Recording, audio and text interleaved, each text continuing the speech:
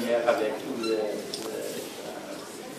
manier explique en français, mais je suis simplement un de plusieurs exemples de l'aider le sauvage et M. Martin. En décembre 1941, mes parents, Léo et Bella Langer, ma sœur, Nina, âgée 14, et moi, à 5 ans, chacun apatride, avait fui leur langue occupée et voulait rejoindre le Vichy. Nous sommes arrivés à Besançon et avons pris une chambre à l'hôtel de la gare où nous devions rendre compte à un passeur payé. Ce fut un mauvais choix. L'hôtel était occupé par des Allemands et les passeurs avaient manqué d'idées. Nous avons peur de quitter notre chambre. Après quelques jours, est venu un ami des propriétaires de l'hôtel qui avait entendu parler de notre situation. Cet homme était Max Devaux. Il nous a demandé la Suisse ou la Vichy. Mes parents ont choisi la Suisse. Max Devaux, une nuit, a organisé dans les détails notre voyage à son domicile dans la fromagerie au Barbeau, petit village proche à la frontière suisse. Nous avons été reçus avec grande affection et bien soignés par son épouse Lucienne, sœur de Max Arbez. Ma mère et ma sœur sont restés avec Lucienne. Mon père et moi, ne parlant pas français, par prudence, avons été hébergés dans une ferme à l'écart chez Constant et Marie Rondeau.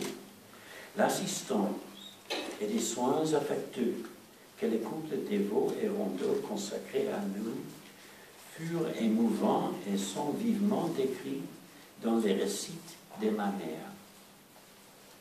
Élément imprévu. La crue de la rivière Dour, impossible à traverser par les enfants.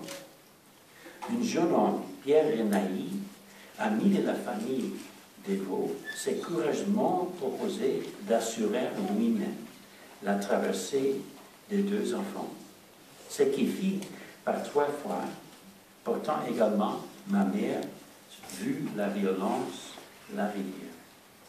Après la nuit passée blottie dans la neige sur le côté suisse, pour être ensuite refoulée sur la côté français, passer une nouvelle nuit dans la neige, remonter la rivière et finir à nouveau à la fromagerie.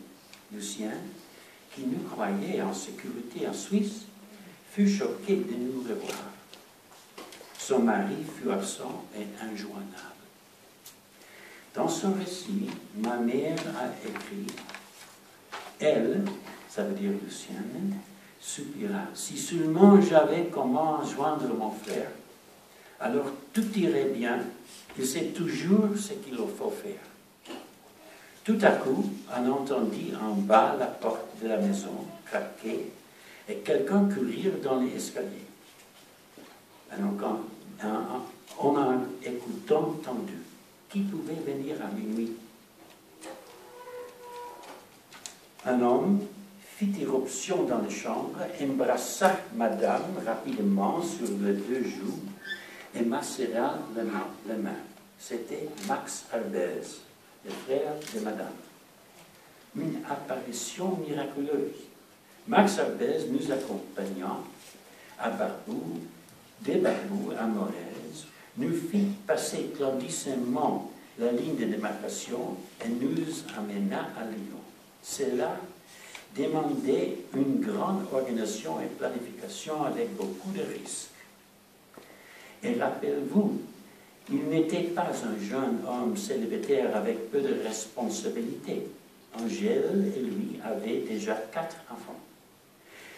Par exemple, lorsque nous avions passé la nuit à Pontarlier, il est resté avec nous dans la chambre de l'hôtel parce que, en cas un grand rafle, il saurait nous en sortir.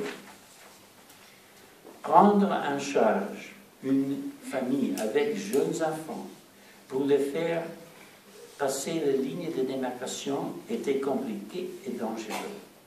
Comme dans un film d'aventure de Hitchcock, il y avait une scène dans le train pour éviter un contrôle inattendu par la police. Max nous fit vite entrer, ma mère et moi, dans la toilette, et mon père et ma sœur dans d'autres. L'arrivée tout à fait inattendue de Max Ardès au Barbeau à un moment si décisif était tout simplement miraculeux. Il est bien probable que cela faisait partie de son travail de résistance. Depuis Léon, communication avec les États-Unis était encore possible.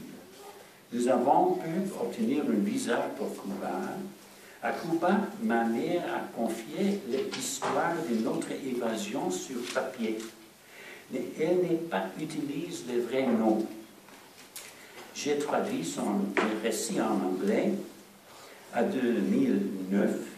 Cela me permettait d'identifier et de rencontrer les familles de ceux qui nous avaient sauvés. Cela explique que 70 années plus tard, Max et Angèle reçoivent la reconnaissance tant méritée. Merci.